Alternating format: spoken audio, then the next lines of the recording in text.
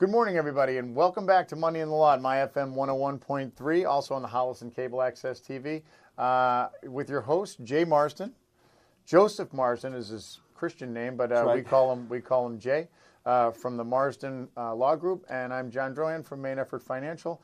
We join you every Saturday to talk about all things money and all things law, or vice versa, depending upon... Sometimes we mix it up a little whatever. bit. Sometimes we lead with the law and lead with the money from the side. We start with the law, ease into some money, and then finish strong with law. Yeah. It all depends. It all depends. And right now, we're starting with, I think, music, because I have some leftover from the Halloween episode. That's true, you do. That's true. That's true. And back then, or last week, this was my Elvis scarf that I would put around my neck and then throw into the, some screaming fan in the crowd. Now, it's my Stevie Van Zandt headband, or whatever. Stevie Van Zandt, maybe Blanche. That's one, something like that. Or something like that. Or Blanche. One of the two. Which you're playing canasta down by the pool in Fort Myers. Yep, that's right. Hey, welcome.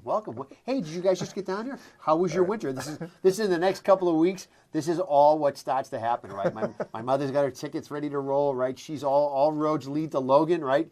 She's a zip down to the west coast of Florida, and it's game on. Right now, they're going to catch up. How was your summer? Right? It's like being away from college. Right? They all get back together. Right? They all get back together. And of course, now remember, now you're talking about things aren't much different. Right? You come back from your summer break in college. You look around. You want to see that maybe some of your dorm mates maybe spent the summer at the gym and maybe have taken it to a degree of fitness maybe they look great. Makes them stand out a little bit more. Down in Florida, everybody lands, drops the bags off in the condo, heads down to the pool, and then they start sizing each other up. Hey, look at you look terrible. Tim from Chicago seems like he spent the winter in some type of fitness regimen. And guess what? Mrs. Tim didn't make it down with him this year for any number of reasons. Could be a couple of the D's. Could be death. Could be divorce, right? Could be doesn't want to go anymore. And guess what? Tim's got a brand new lease on life down in FLA, baby. Tim got down here early, which is weird because he wanted to be here just a little bit early, kind of see what's going on. Yeah, Tim's probably wearing a sleeveless T-shirt, which you didn't see last year when Mrs. Tim was down with him, but. And he shows up with a tan, too. That's the other thing. He shows up tan. And then you start to say, is he whitening his teeth? I mean, Tim just looks better. And then what ends up happening is now, in addition to Tim's new fitness regimen and the fact that Mrs. Tim hasn't joined him, Tim now seems to be the recipient of any number of casseroles, okay? Because now he's very popular down in the FLA area as a solo individual male who also drives at night. So now his stock goes through the roof, right? And I'm not afraid you want to to talk drive money? at night. You want to talk the law? You know what? I had that laser cataract removal, right? He hears this. Hey, hi, just, I had a little extra lasagna that I made. I wondered if you wanted, hey, Tim, I just dropped off a little tuna thing I just whipped together. I just thought, why don't I just bring it right in and put it in your bedroom? How about that? Where do you keep your casserole? Yeah, okay. I'll bring it in with, I just happen to have some extra wine with it as well. You like red wine, right, Tim? Hey, Tim, I happen to have a completely unopened bottle of whiskey, and I thought maybe I'd bring it in, and oh my gosh, look at what time it is. I mean, we might as well just have one because it's 10:30 in the morning. Why wouldn't we have one? It's early. It's almost lunch. Yep. Picture of margaritas. Hi. Hey, Tim, you thirsty? You look a little parched down there after your run. What do you...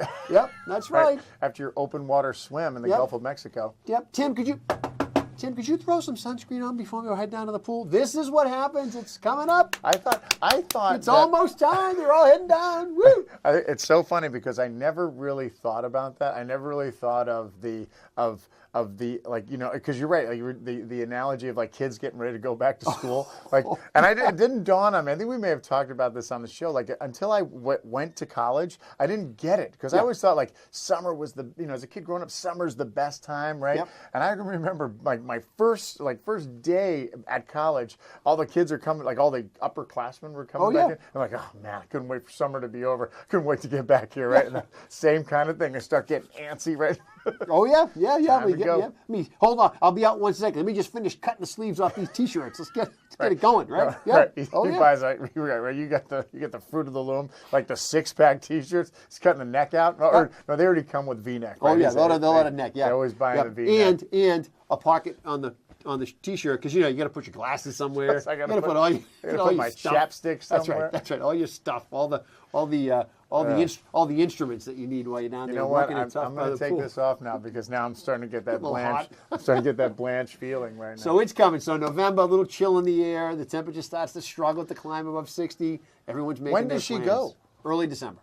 So she goes before Christmas. Before the holidays this year. Yep. And then will she come back up? She will not come back. Nope. So Christmas down there with everybody. Christmas down there. She's got family people. down there, so she'll be hanging down there with her peeps. Yep. She'll be hanging down there doing their thing, and then hopefully at some point, we'll zip down and see what's going on. And she probably does that like fake tear, like, oh, hugging everybody, hugging her grandkids. Goodbye. Oh, I'm gonna miss you guys. I'm gonna miss you at Christmas, right? And she's like, and as you're driving away, from the airport after dropping her off, she's like, bye. Yep. See you later. Yeah, that's right. That's right. She's one of those fake sweatsuits on. You just pull the sweatsuit off, and she's got her Florida clothes on. Okay, let's go. Get me to the airport. Let's go. See you find it in the seat in the airplane, like she leaves it right there. Yeah. She tucks it in the back of the car. Right, she's gone. In the front pocket. You pull up to turn around to say, "Ma, do you want me to drive?" She's not even in the car. Where'd she go? She's gone. She's like that famous athlete running through the airport, right? Yeah, that's exactly right. It's exactly right. So it's coming. So it's coming. The big transition. Everyone's flying south. Not everybody. No, not everybody. Not everybody. Not this guy. The people want to be there. Yep, that's right. So what's new? What's new with you? What's new? Well, it's the first weekend after the big blue wave. Not much of a wave, if you will. But no. I'll tell you what's funny was the market responded very nicely to it last week because we've talked about this on the show before. The market likes certainty, right? Yeah. The market likes to know what the rules are. And then the market also likes the fact that if there's two competing interests in Washington, they can't get much done, right? So the government's not going to mess anything up. There's not going to be any big changes. Nope. There's not going to be any curveballs that we see coming. That's right. So they can make some plans, right? They can figure out, okay, now we know what's going to happen. Maybe they get an infrastructure bill done. Maybe they don't. But they're not going to get anything else done. They're not going to ruin anything. Right? They're not going to wreck anything. They're not going to throw us a curveball that we don't see coming, and then we have to respond to it. So there's a degree of hopefully some predictability that might kind of get baked back into the system. As much as you can, right? Yeah, that's right. That's right. Nothing's perfect. Nothing's perfect, especially in this environment. You never know what's coming your way. But this is hopefully something that's going to bring a little bit, kind of tap down the volatility a little bit for the market. And and get things kind of back on track where people feel a little more comfortable doing something. We'll see. Now we're not implying by any stretch of the imagination that now's a great time to invest in. No. We're not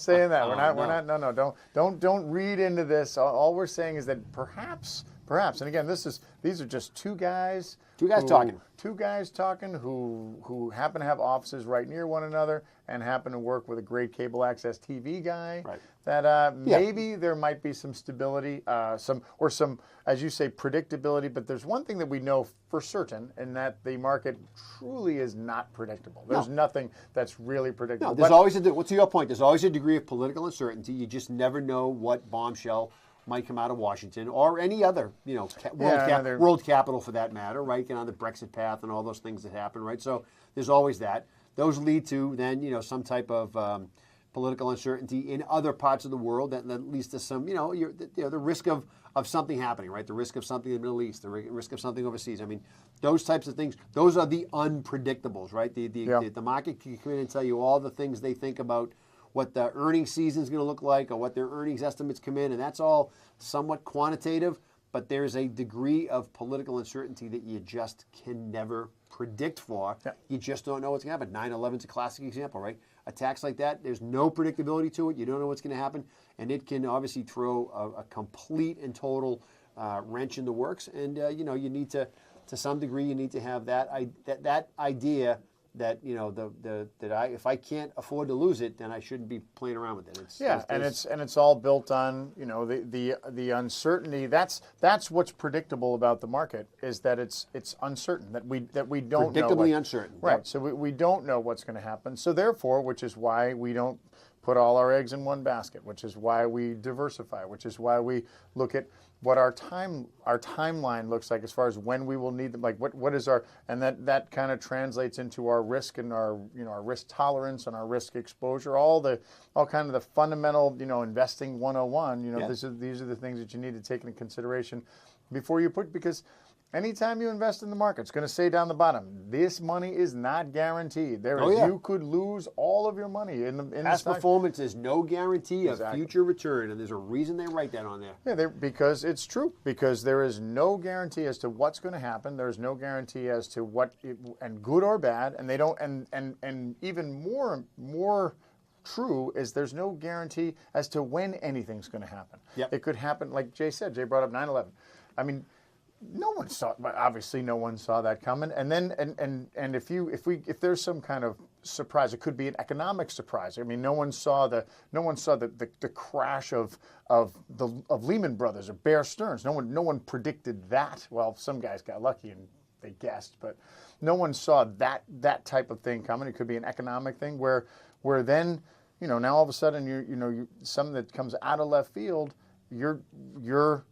No one's. That's why you're in a position where you have to be able to react to that. And maybe if your portfolio has enough risk in it that if something unexpected happens, you won't have time to recover. Then there's probably a reason to relook that and relook at your timeline. Yeah, and you need to think it through. You need to prepare for it. You need to know what your own time frame is. And I think that's one of the things that we've tried to always stress is that those things out there are the unknown, right? Not to use Donald Rumsfeld's known unknowns, that whole ridiculous description. But you know yourself, right? Whether the market goes up, whether the market goes down, whether politics goes blue, politics goes red, whatever happens, for yourself, you need to have an idea that says, look, this is what I can control. I control when I think I'm going to retire, when I think I'm going to wrap it up. I control how much money I'm going to make in retirement. I control how much money I'm going to save and put away every year.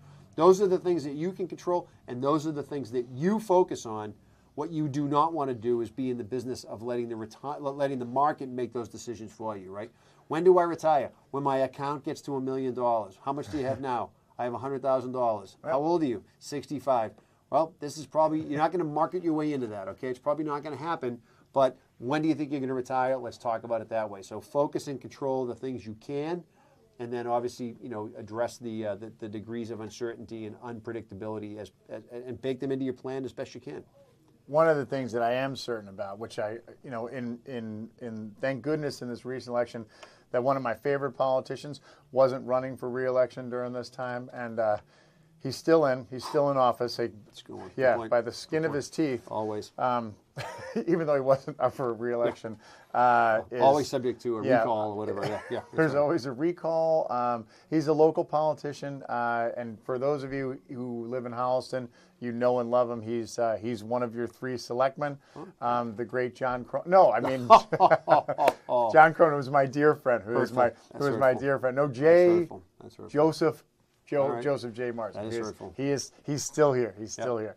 Now Cronin and I go way back. Yeah, he's a good man. Cronin and I go way back. Both guys, both the folks I serve. Yep, and Mark Ronian, another great guy. Yep. So you guys got a good squad up there. We do. Keep up the good work. Thank you very much. Keep up the good work. You do your job. I'll do my job. And right. We'll focus on it. Everybody focus on it that way. Yep. So what did you want to talk about today? I was thinking about talking. It's actually come up recently.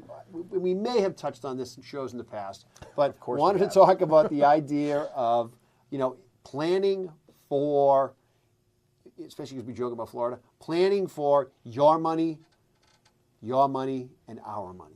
Right? This idea of yours, mine, and ours. Right?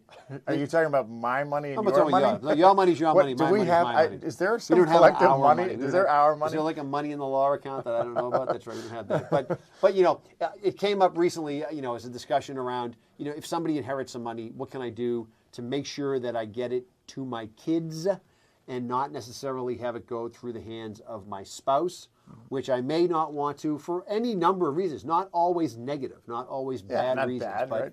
But there's one way in particular that I was going to talk about today and give you a sense of, how do you sort of set somebody up so that you can cover them, so that they have what they need to have, protect the loved one, protect somebody who's close to you, but at the same time recognize that you may have come to the table with different sets of players. And how do you want those players to inherit what they're going to get from you and have that discussion? I'm fascinated by this topic. Oh, it's fascinating. It's fascinating. Because it's true. Because it always brings, you know what it does? It makes financial planning and retirement planning and estate planning exciting. Very exciting. Which, for those of you who actually listen to our show and are loyal fans, we do our very best to make a subject which I mean, to us it's exciting, but to you it can get dry. To the average, to the normal, it can dry up like pasta, like rice, like an egg in the sun, like pasta left on the stove. That's right. But you know what? I'll tell you, and we recognize this. I will say this, and I know you've done this because I've seen you do it in meetings. But when you're having a conversation with clients, we do recognize at some point that the tank fills up, right? And you don't, and that's why we've talked about the idea of you talk about you don't eat the elephant all in one bite, right? A lot of this stuff is chipping away at it, right? Because otherwise it's too much to take in. There's just too many moving parts, and if you don't speak the language on a regular basis, or if you don't have even just the framework, a lot of times everybody's situation is unique, and we understand that, but there are some overlap, right? There is some overlap, right? There are some situations that overlap where you say to yourself, all right, this is a little bit of a different version of what we had done over here. So we have the blueprint, we have the baseline of how we're going to handle this, but your situation, given those last couple of things that we talked about, involves tweaking it a little bit, and so it's going to be a little bit different than it would normally be. This is part of that discussion. Yeah. This is how we handle that discussion. So this is what we want to talk about, and so have this discussion today. That everybody's situation is a little bit different, but you can handle it a certain way, especially when it comes to these.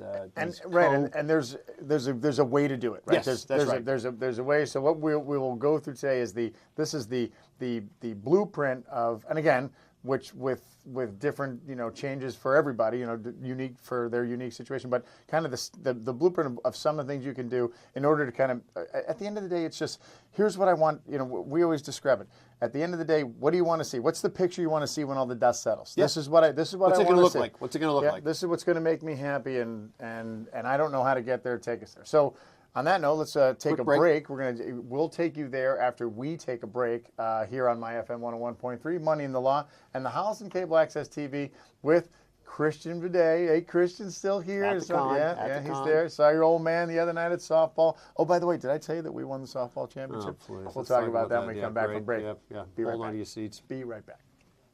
All right, you're back. Money in the Law, My FM 101.3. Jay Marsden Law Group, John Drohan, Main Effort Financial, Christian Man in the Con, and we are talking about the wonderful ways that you can incorporate your newfound love into your plan and leave them some comfort and some security, but not stick it to your kids on the way out so that your money runs away and doesn't go where you want it to go. So what exactly are we talking about? What's your scenario? What's the dynamic? Well, usually three things. One of them is real estate. Second thing is retirement accounts. And then the third thing is liquid assets, right? If you get liquid assets in your portfolio, right?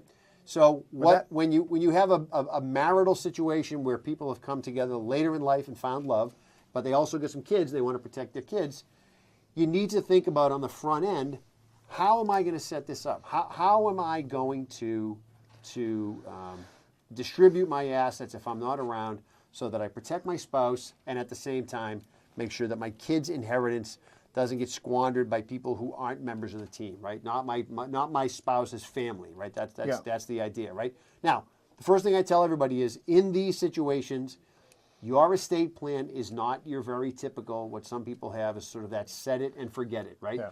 If we're not around, I want it to go to my spouse, and if she's not around, he's not around, I want it to go to my kids. Your situation's different. So your situation is going to need a little bit of babysitting, and it's going to need a little bit of babysitting because you may have set stuff up in a certain way that as life carries you to where it carries you, things may change, okay? Things may change. But you have to think about a couple of things. When we talk about real estate, most people want to say, look, I want to provide for my spouse to have a roof over their head, okay? Yeah. And you can do that a couple of ways. You can do it by transferring them the house outright with the complete and total recognition that once you do that, if you think that they're going to leave it to your kids, depending on who came in and who paid for what, that may happen, right? You've said it before. Hope is not necessarily a great plan, and you hope that they do that. That's one thing. But that's just it. They don't have to. No, they don't. And not only do they not have to, their kids don't have to. And their kids don't have to. Right? So what we're talking about here is there's legal control or legal ownership of property that you can establish. They're legally bound to adhere to this. But what happens is, what people forget is like you can't kind of base it on the goodwill of whether it be your new spouse, whether it be your new spouse's children. It's not, and it's not and it may not even be out of animosity, or may not be a bad thing, that they just simply, they can't help it. Let's say, like, you can make up a million different scenarios. Let's say, I die, or let's say I'm remarried, I die. My new spouse, I give her my house, but with the intent that she, and it's written, maybe it's written in her will, right? Yeah. She has a will that says, when I die, it'll go to your children. But if let's say something happens, let's say she gets sued, let's say she gets in a car accident, or something happens where don't forget, the whatever the will says, that doesn't even count until you're not around anymore, right? So a lot of people will not. She can change her will. Well, she can change her will, or a lot of things can be done using somebody's power of attorney, right? For right reasons or for wrong reasons, right? Where, your spouse may need care, may need long-term care in a rehab facility, may need to live in a assisted living facility. So you think you're leaving a house to somebody, but the house gets used to cover somebody's long-term care expenses, then there is no house, right? Because what children, for any number of reasons, don't understand is that you don't get anything from your parents until they're not around anymore, until they give it to you. Until they write you a check. It doesn't work that way, right? So you're not entitled to anything, all right, unless they want to do it that way, right? So what you have to think about, now, there are ways to do it. If you want your spouse to have a place to live for the rest of her life, you can give her the property. But at the same time that you give her or him the property, you can have them sign a deed transferring the property to your kids and reserving a life estate in that property. That way, going forward, everybody has to agree to stuff because they're all on the deed. So again, you may have to look one or two moves ahead, and you may do some things now that might not be done in a different situation for another couple of years, but you might want to line a couple of these things up now. So if you did something like that, if you wanted your spouse to be able to live in that house for the rest of her life, you could lock it down by transferring the house to her and then having them transfer the house to your kids, and then keep a life estate, and then that way they have a roof over their head. Your kids know they're going to get the house. Something happens to your spouse, the house automatically goes to your kids. There's nothing that has to happen, and that could be something that protects everybody's interest in the house. And you brought up a great point, because this estate plan is it could very well be a very dynamic estate plan, estate, or more dynamic than your standard one, in the sense that there could be some changes, and some significant changes that you may want to do down the road. So let's say right now a 50-year-old couple that's remarried, let's say that they say, okay, well, here's how we're going to do this life estate. But if they still own, and the one spouse owns the house after the one spouse passes away, if they own that house, and let's say time goes on and they go into a long-term care situation, that house is part of the estate. That house is part of they own that house. Yeah, it's going to count. And it's going to count for when they say, oh, now I have to go into an assisted living, or I have to go, into a nursing home, and eventually I'm going to apply for Medicaid. I can't get Medicaid until all my assets are exhausted. And oh, by the way, that house that you had intended to give to your kids, because that's the house that they grew up in, it's not on the table anymore. That's right. So my point is that, as when they're 50, we're not talking about we're not doing Medicaid protection at that point, right? No. This is later. This is later in life, when you sort of have a sense of what do the deck chairs look like. No, but you brought up a great point. You said, well, this is, as time goes on, you're going to have to make adjustments. Oh, yeah. And those adjustments may be different than if two people have been married for 50 years. So the 50-year-old, I'm not thinking about Medicaid planning, but but I am thinking about, okay, I still have to take into consideration. So I have to think like kind of one or two or three moves ahead, because my goal, let's say if it's me, I want my kids to get that house. That's right. And I've had the discussion with we said, look, here's the deal. My kids are getting the house, and your new spouse says, great, that's fine. I'm good with that. I want that too, right? Sure. Yep. So, but I don't want to. But I always say the same thing. I just don't want to be put out on the street, right? And the answer is, okay, so how do we protect that, right? To your point, I want the kids to get the house, and I want you to have a place to live. And if we do it this way, and you put them on the deed this way, the nice thing is these transactions have quantifiable value, right? So, for example, your spouse might say, look, I want to live in this house. I don't want to be put on the street. But if you're not here, I don't want the house. I can't take care of the house. So I need to figure out if I'm going to get out of the house, I want to be able to go when I want to go, and I may never want to go, but I want to be able to go, but I want to take some money with me, right? I want to take what the value of living in this house would look like, and I want to be able to put that in my pocket and buy my own condo and live my own life, because your kids don't want to be tied to me at the hip, and I don't want to be tied to them at the hip. Once you're gone, we don't really have a relationship other than a, hey, how are you, pass the potatoes, right? That's it, that's right. So they don't want that. So this may be something that you design that says, look, we'll build it in this way so that if you want to go, we can figure out on paper, we're not going to get into the details now, but we can figure out on paper what your go number is, and it's quantifiable and it's repeatable so that nobody can say, well, you're undervaluing it. I want this much money. Well, really, you're the right to live in this house right here at your age, this is the value, is worth this much money, and here's how we get there. And if that number's not enough, then you could stay. But if that number's enough, you can go. We'll write you a check to get you out now, and you go, right? Because we don't want to wait you out. That's kind of so there's some conversation can happen there, and the conversation is less about the money and more about the do you or don't you want to go. That's something to think about. And so again, so we say this happens like earlier in life, right? And then down the road. So let's say that this relationship lasts 20 years, 30 years, right? Yeah. And you're like, and so now it's different, right? Now it's a my stepfather has been here for 20 years. He's taking care of my mom. He's a great guy. He's the guy. You're like no, I consider him like as much part of the family as I do anybody else, as my brothers and sisters. So this whole back 20 years ago when we had this conversation, okay, well this value, that may change, and you may say, look, here you go. This is and you revisit the whole thing, and when everybody's still coherent and talking and happy, and they say, all right, what do you now what do you want to see? Now what do you want to see? Well, I still want the same thing. I still want to be able to. And you're like, well, wait a minute. No. If something happens to you, I'm more than happy to take care of you. I'm more than happy to. Yeah. I want you to be in this house because it's close to us. It's close to my kids who you grew up with, and so you may have an entirely different picture, which is we said it a million times, why you have to.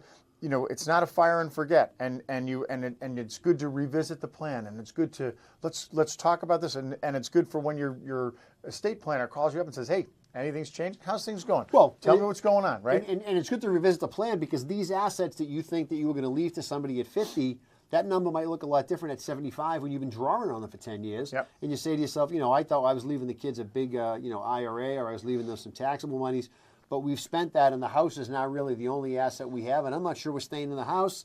So again, to your point, you need to build in a degree of flexibility here, but you also need to remember that, depending on how you're positioned from a financial perspective, you may be working with dramatically less money than what you started worrying about 10 or 15 years ago. And that, but again, when the numbers get smaller to a certain extent, then there's less to fight about, and then people tend to take a slightly different approach, and that might be something to think about. So we talked about, so again, real estate, it's usually around things like, can I live here? Can I have a roof over my head? And then how do I manage the potential get out piece of it, right? And like every relationship, I always tell people, the getting in is easy. The getting out, you got to make sure you manage the exit strategy, right? So, we talked that way about real estate. Lawyer, we talked that way about marriages. Classic. Yeah, I know you're in love too. That's great. How are you going to get out? What's it going to cost you to get out? So let's talk about when this thing implodes. Yeah. Let's talk about how we're going to do this, right? Look, I'm honored to be your best man, but I just got to say one thing. In addition to congratulations, I hear the rings, right? I have them. If it doesn't work out, how do you get this back? You spent a fair amount of money on this ring. Who am I representing? I just want to make sure we're clear. Is it a gift? Is it a gift?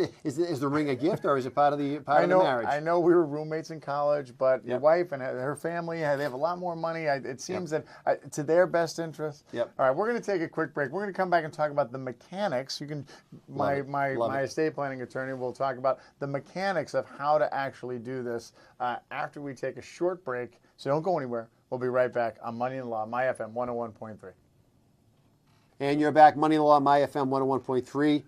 Jay Marsden of the Marsden Law Group. He's John Drohan, Main Effort Financial. You all know him. I'm drinking smart water to make me smarter. Which is not working, but put it down before you hurt yourself.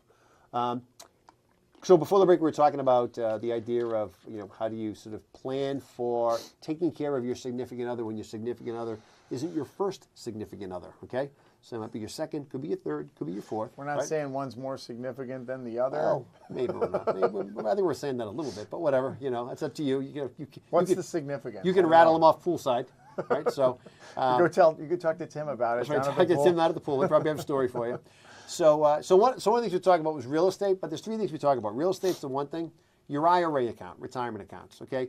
First thing we tell everybody is... That's your war chest. It is your war chest, but you know what? Your war chest doesn't always have to go in one direction, okay? Nope. Your war chest can go to a whole bunch of places. In some cases... A whole bunch of wars. It solves a lot of problems because you know what it does?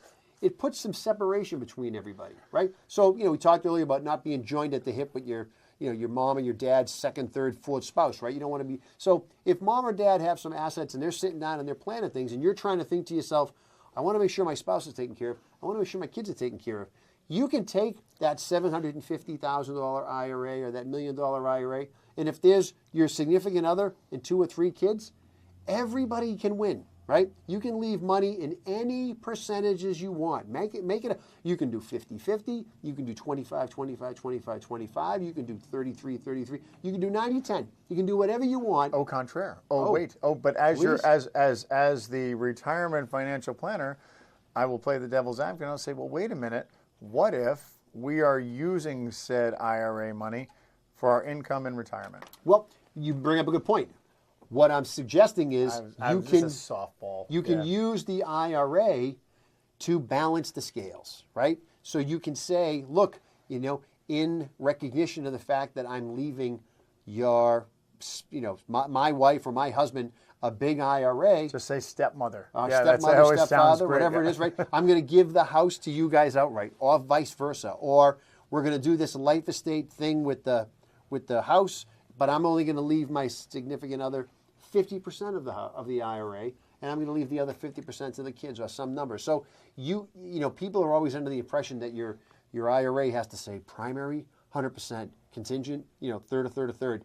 That's not the way you can do it any way you want to do it. So you can use your IRA to level the playing field, to even up these distributions and give everybody separation, right? Right, but be careful, because remember, an IRA, it's not an individual estate account. It's an individual retirement account. So you've saved this money for your retirement, right? You've saved this. So most, odds are you're using this money for income, for your retirement. This is funding your retirement, or at least part of it. So if your retirement, if all your money's coming from an IRA or from from an old 401k, and let's say you're making, you're getting $50,000 a year from this IRA, you're drawing income from it, and something that's your retirement plan.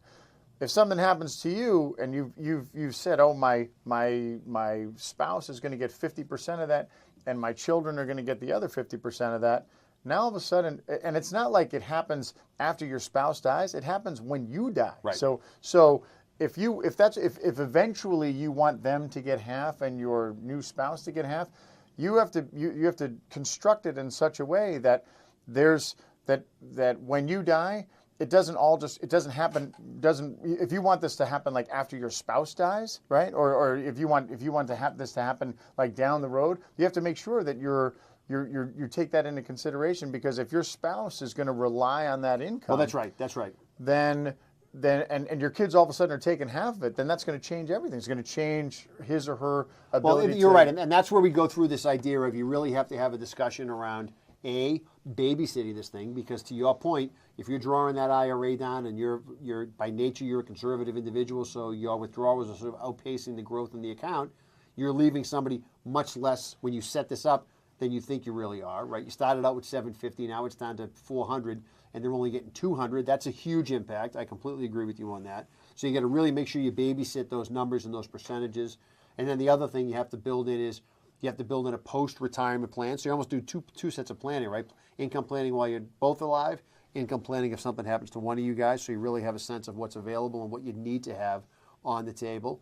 And you need to keep an eye on whether or not that's going to get the job done. You're right. You don't want to impoverish somebody, so you want to make sure that you have a sense of it. And it may be easier to look at it and say it's one or the other. You can do the combo situation, but you just have to keep an eye on it and babysit it a little bit more Well, than you need to. and again, back to what we talked about before, you can always adjust. You can always make you can always change or adjust the beneficiary or the percentages on your IRA for as long as you're alive. You can do it. You can do it. You can change it every month if you want to. I mean, it's kind of a pain, but you can do that, and you could say, okay, so here we are at 50.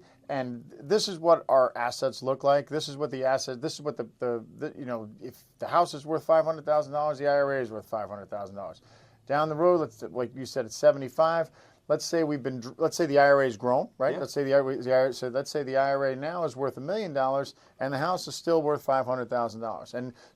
And again, whenever we talk about we plan retirement, and I certainly don't mean this. I don't mean this like glib or in flippant way, but retirement is going to come first. You're going to care more about stuff when you're alive than you are when you pass away. I'm not saying that estate planning isn't important. Of course it is. No, but your worry about your estate planning usually stops when you keel over. Yeah. Or your retirement plan. Both of those. Stop worrying about both of those when you take your last breath. Absolutely. So, but the idea of that's great. You want to leave an estate. We say that clients like, I really want to leave something for my kids. I really want them to have to have some of the hard work, the money that me and your mom earned for all this time, and that's great. But first and foremost, you're not going to run out. We're not going to make sure you don't run out of money in retirement. You're 85 years old and you're out of money, and Social Security is not enough, and blah blah blah. So the estate is in the retirement piece. The estate is always going to be kind of subordinate to the retirement plan, in the sense that you may think, oh, I'm going to leave my house to my kids, but if you don't establish like your house in a place where you can. Where if God forbid one of you fall into a long-term care situation and the house is up for grabs as part of the asset, then that's going to change. It's going to change. Then you may have to sell that house. That's right. You may have to sell the house in order to support the long-term care or the assisted living or whatever the cost is, the latter years cost. So, again, it all comes back to you establish your plan at one age or at one stage of your life, and then as you progress, you need to relook it. You need to adjust it. You need to make sure that everything is the way you thought it was going to be. And if there's any changes, you need to you adapt to those changes and adjust your plan accordingly. That's right. So real estate, you can set it up a certain way, whether you have somebody baked into a piece of real estate or there's an understanding of how this is going to play out, and whether you change the title, change the ownership, put people on the property so they all own it together. That may or may not work depending on the players, but that's one way to go. This idea of making sure that somebody has a life estate or the right to live in a piece of property so they don't end up homeless makes all the perfect sense in the world, and most people understand it. Retirement account, you can break that up. You don't have to necessarily have it all go to your spouse and hope that your spouse doesn't spend it all and leaves it to your kids. And people will say that all the time, like, oh, well, she'll just put my kids and her kids on it as beneficiary. Yeah, maybe. Or one of her kids might break out that POA and say, a great idea, but we're not doing that. Right? POA. Happens all the time, right? So that's another option. So the third thing was liquid assets, taxable assets, right? So in many scenarios, people will say, look, I brought to the table some amount of money, whether it's sale of a piece of property, sale of a vacation property, sale of some family property, but they have some significant liquid assets, not IRA, and not real estate, and they got a portfolio. Freewheeling money. Portfolio, $750 million, pick a number. You can use a trust to manage how that account or how that money is available for your second, third, fourth significant other, so that they can benefit from that money, but that your kids ultimately get that pot of your estate, of your portfolio, right? Yeah. Now you can do this a couple of ways. The more conventional way to do it, the one that potentially could create some challenges around Thanksgiving or Christmas or Easter or St. Patrick's Day or Boxing Day. Or your birthday, or any day that used to be fun. Right? That's right. Take any holiday that used to be really enjoyable, and you take all of that money and you put that money in a trust. And then the money is for the benefit of your spouse, all right? Or third spouse, or fourth spouse, or whatever number spouse, okay? And you make your kids, or one of your kids, or all of your kids for that matter, the trustees of that money. So basically what you've done is you've said, I got this money, it's $1 million, I put it in this trust, honey, it's for your benefit, but I made my kids the trustees. So they're the bankers, okay? So what you have to do is work out with them how much money you're going to get. Now, you can set it up so that your loved one gets income. So no matter what the portfolio generates, your loved one gets it. And then you can give principal distributions to the discretion of the trustee. So they get the income every month, and then they get whatever principal distributions. I need a car. Great, write me a check of $25,000. Now, the nice thing about doing it this way is you are ensuring that for the rest of their natural lives, your significant other, third, fourth, or fifth, and your children will probably lock heads on a daily, weekly, monthly, annually basis so when you die, to fight over, because the kids are going to control the money. The spouse is going to complain, but they're not getting enough money. And the kids are going to say you're a spendthrift gold digger and you shouldn't have this money anyway. So it's going to go that way. It's better if you have more kids too. Like the more players involved, the more fun this. And if they don't get along either, make sure you make all of them the trustees so they can really all kill it, fight with each other. Yeah. So you can set the rules up. You can say, I put some money in a trust for my spouse.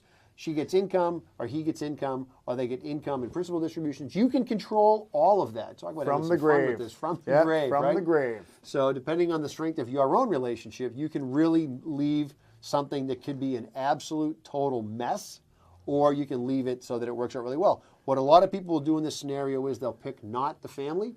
They'll pick a third-party corporate trustee, like, for example, an attorney, or a bank, or an investment company, a good attorney, all right, who can go through this and be the neutral third party that can, Solomon splits the baby this thing out so that it works out really well. So that's another way to do it. You leave your money in a trust, you control from the grave who gets what, and you get to control the players, and then you sit back and watch the fun. That's how it works. The bottom line is this, and we need to wrap this up. The bottom line this right now. Go ahead. The bottom line is this: you need to plan this out well ahead of time. Well ahead of time. Lots of options. And it's gonna. And you need to. Everybody needs to sit down and have or I mean, you don't necessarily have to have a sit down with your kids. You can tell your kids, look, this is the way I want to do it. Yeah, right? I'm the boss. It's my money. But it's cool to let them know, because and if you get some pushback on it, then it'll just bring you back to when they were teenagers, and you'll feel good. You're like, oh, I remember when you guys were like this. When you wanted to use the car and things like that, right? Yeah. So you can't. Come on, charge. Go ahead. Right. Yeah. So at the end of the day, but if it's all kind of out on the table, and this is the way we want to do it, this is the way I want to do it, and and again, some people may have more issue with it than others, but at the end of the day, it's your money. You decide what you want to do. There are mechanisms to enable you to be able to do this, and have it all kind of work out the way you want it to, so long as you plan early. And you plan update, often. Yeah, and you update the plan, and you update it, and you revisit it, and you make sure that as your life changes and progresses, as will your estate plan. All right, send us your questions on it. Moneyinthelaw.net. We get a jet because otherwise we're going to get in trouble. I do not want you to get in trouble. All right, we're not getting in trouble. All right, we'll see you next week on Money in the Law. Jay Marsden, Marsden Law Group, John Dren, Main Effort Financial. Main Effort My Financial. FM 101.3, Hollis and Cable Access TV, Christian Boudet. We'll see everybody Have a great weekend. next week.